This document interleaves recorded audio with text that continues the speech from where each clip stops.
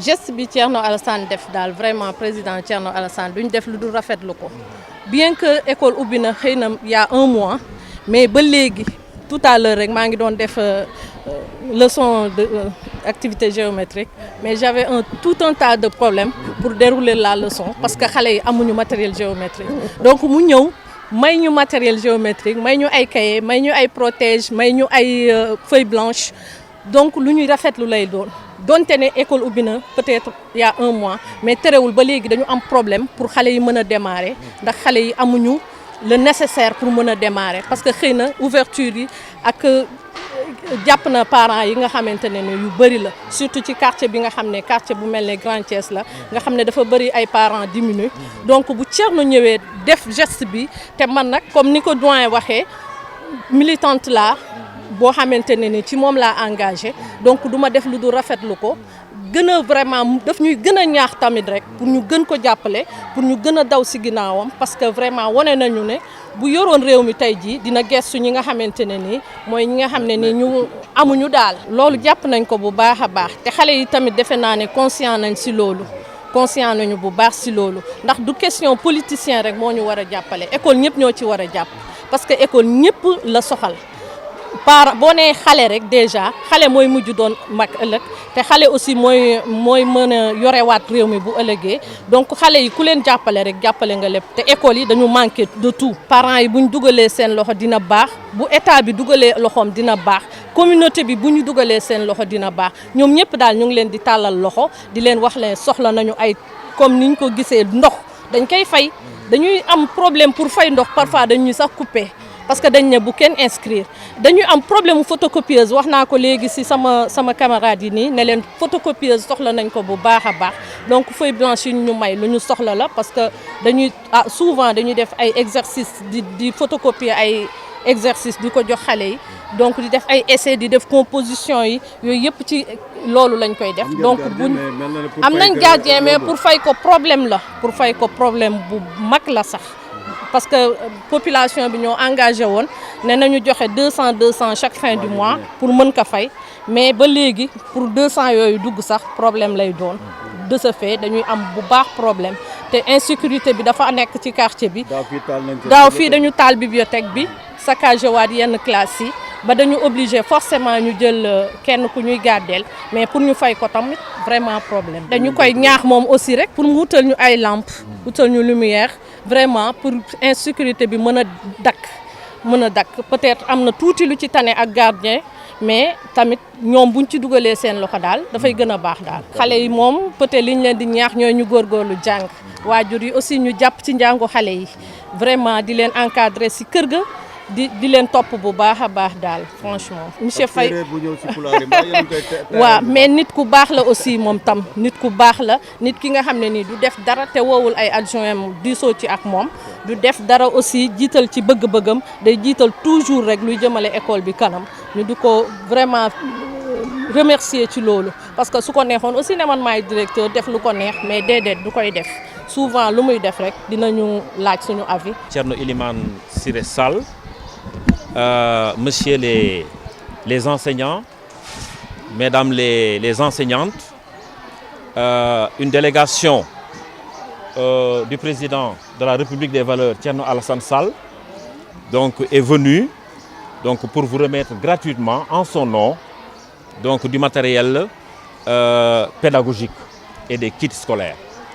Alors, donc, les kits scolaires, comme vous le voyez, sont composés de cahiers, donc, de matériel géométrique, hein, donc de stylos, etc., etc. Et le matériel pédagogique donc, est composé de rames de papier, n'est-ce pas? De rames de papier, des caisses de craie blanche, des caisses de boîtes de craie blanche et de craie en couleur, n'est-ce pas? Je pense que c'est tout, hein? Okay. Voilà. Donc, ce matériel, nous les espérons, donc, va contribuer certainement à l'amélioration des conditions de travail et des élèves et de l'administration, de la direction et de l'administration. di wax ni suñu kilifa le président Thierno Alassane Sall comme ni mu amee habitude di ko defee su école ubbee donc dafay jënd du matériel scolaire pour may ko baaxe ko élèves yi. avec du matériel d'appoint pour la direction ou bien pour les directions.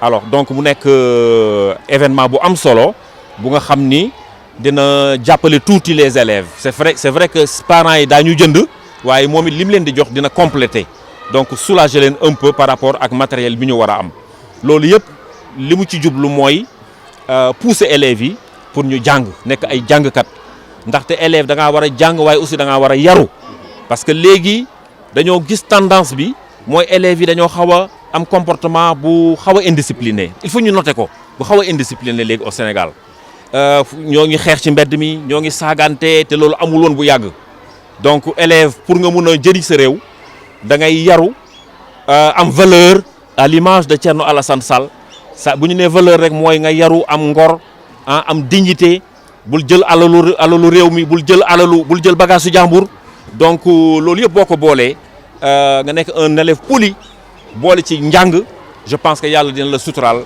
may la réussite te boo réussiree da ngay jëriñ askan bi boo fekkee da ngaa lamboo ces valeurs là da ngay jëriñ askan bi forcément. Nous profitons de cette occasion pour remercier le généreux donateur Thierno Alassane Sall, qui est d'ailleurs un petit-fils du parrain de l'école, Thierno Siré Eliman Sall. Donc c'est une fierté pour l'école et en même temps c'est une manière de revigorer un peu les enfants, sachant que le petit-fils est là présent et c'est une sorte aussi d'émulation parce que c'est un haut cadre qui aspire à diriger donc le peuple sénégalais. Donc c'est un modèle, ce sera éventuellement un modèle pour les enfants. Et personnellement, je dis que je suis un fan parce qu'on s'est rencontrés au lycée quand il faisait la terminale, je faisais la 6e. Et vraiment, il ne cessait de m'émerveiller, surtout quand au niveau du foyer, à chaque fois qu'il montait sur le strate, oui, il parlait un français extraordinaire. Effectivement. Jusqu'à aujourd'hui. Effectivement. Donc pour moi, c'est une icône.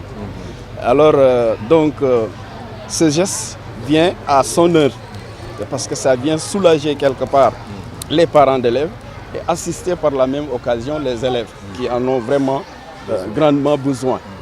Donc, encore une fois, merci à Thierno pour cet acte vraiment qui nous va droit au cœur. Maintenant, vous me donnez une bonne opportunité de lancer une pierre dans le jardin de l'État.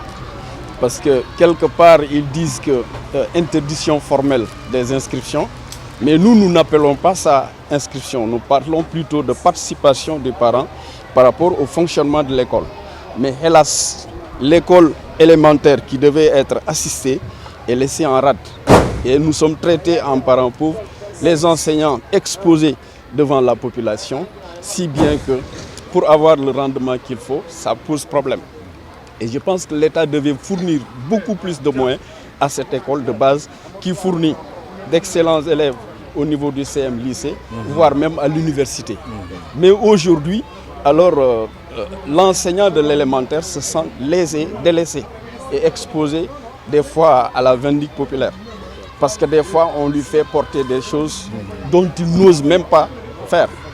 Si nous prenons l'exemple, si nous n'avions pas ce genre de donateurs, nous sommes obligés des fois en cours de l'année de payer des bics, de payer surtout ce matériel géométrique qui aujourd'hui est une souffrance à l'école.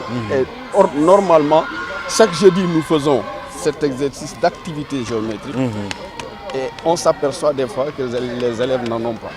Donc c'est un problème très sérieux.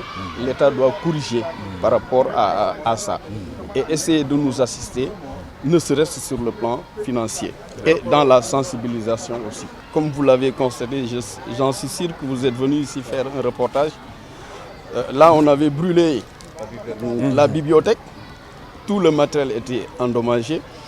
Et dès mon arrivée ici, il y a une classe qui a été saccagée, détruite. Il a fallu l'intervention de l'IF maintenant pour demander à la population d'assurer le minimum, au moins ne serait-ce que le gardiennage. Par la suite, on a demandé aux parents de participer pour maintenant essayer de payer ces derniers pour une bonne surveillance. Mais avec ça, c'est la croix et la bannière. Toujours avec ce phénomène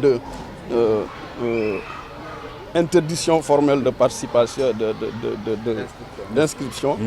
Les parents s'accrochent sur ça pour ne pas honorer leurs engagements. Et pourtant, c'est eux au départ qui avaient fixé la somme de 200 francs.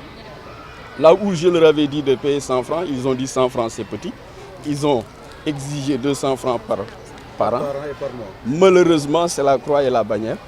Ils ont du mal à honorer leurs propres engagements. Et devant l'autorité encore.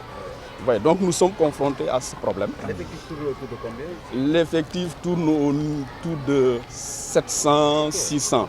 Donc vous voyez que c'est une grande école.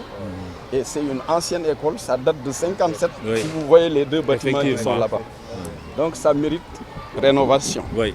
Et sur ce, j'interpelle le candidat Tcherno pour qu'il sache qu'il n'a pas droit à croiser les bras dans cette école.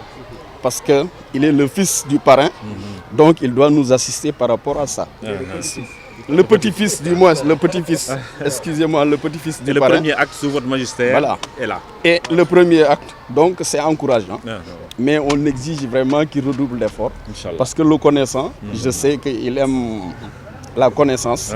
Et j'espère qu'il fera encore beaucoup plus pour assister ces enfants. La délégation du président Thierno Alassane Sall bu République des Valeurs ñëw fii ci école Aliba fekk si fi ki nga xam ne mooy Thiané Ba madame Ndaw mu nekk la directrice de l'école avec ñi nga xam ne ñooy enseignants ak enseignantes yi ñu fi fekk ñu mën ci citer kenn ci ñun muy Amidou Sow.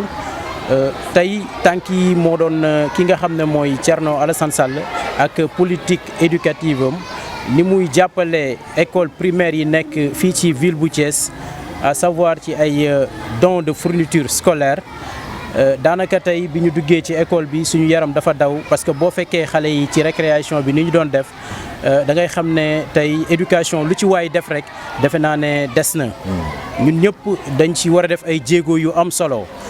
tey daanaka ñëwuñ fi sax pour politique dañ fi ñëw di def ay action yoo xam ne kenn ku nekk ñu ngi lay tàllal loxo parce que école Aliba formé na ay cadres yu bari donc ñu ngi tàllal loxo cadres yooyu tey ñu ñëw jàppale li nga xam ne moom mooy école bi ci lépp loo xam ne jumtuwaay la bu war a mën a ñoŋal seen liggéey. loolu defe naa ne bu ko ñëpp defee rek éducation dana jaar yoon. mais école bi aussi dana gën a suqaliku bu baax a baax. indi nañu fi ay kits scolaires yoo xam ne nombre effectif élèves yi kenn ku ci nekk jox nañ la benn kit comme ni nga ko waxee kase boo xam ne daanaka lépp loo xam ne élève dina ko soxla mu ngi ci biir mais également direction bi jox nañ leen li nga xam ne mooy benn imprimante ak ay boîte de craie muy couleur ak blanche jox leen li nga xam ne aussi mooy rame de papier yi nga xam ne ñoom dañ koy soxla pour seen jumtuwaay loolu nag boo ko gisee muy ay jéego yoo xam ne kii di président Thierno Alassane Sall daf koy def ci wàllum njàng mi ñun li nga xam ne mooy njàng defe naa ne boo xoolee élèves yi doon def bac ren fii ci Thiès wala ci Sénégal taux de réussite bi yokk na macha allah ba ñu naan dafa dem ci 80% ci lycée Malick Sy kii di président Thierno Alassane Sall daf ci participer bu baax a baax naka la dafa jël élèves yi nga xam ne ñooy def bac fii ci Thiès di leen fayal ay cours de renforcement gratuits pendant 1 mois jëlal leen salle boo xam ne c'est vraiment climatisé boole ak les professeurs les plus éminents yi nekk fii ci biir Thiès donc loolu Thierno yàgg na ko def depuis 5 ans ngi nii ñu koy def école yi aussi lépp loo xam ne mën nañu ko dinañ ko ci def ñu ngi sant daal la direction di sant la directrice de l'école di santaat ñëpp bu baax a baax di wax ne li olof di wax rek ku yor fatu gattax di la yóbbaale defe naa ne bu yoree roppalaan du la fi bàyyi Thierno bis buñ ko wóoloo ba dénk ko wàllu njàng ak njàngale moom dootul doon li sooxe fii ci biir réewum Sénégal ñu ngi sant ñëpp kase di gërëm ñëpp di continuer ci école bi nga xam ne mooy Thierno Siré Elimane Sall lii ñu def fii ci Aliba également loolu lañ fas yéenee def foofu noonu merci jërëjëf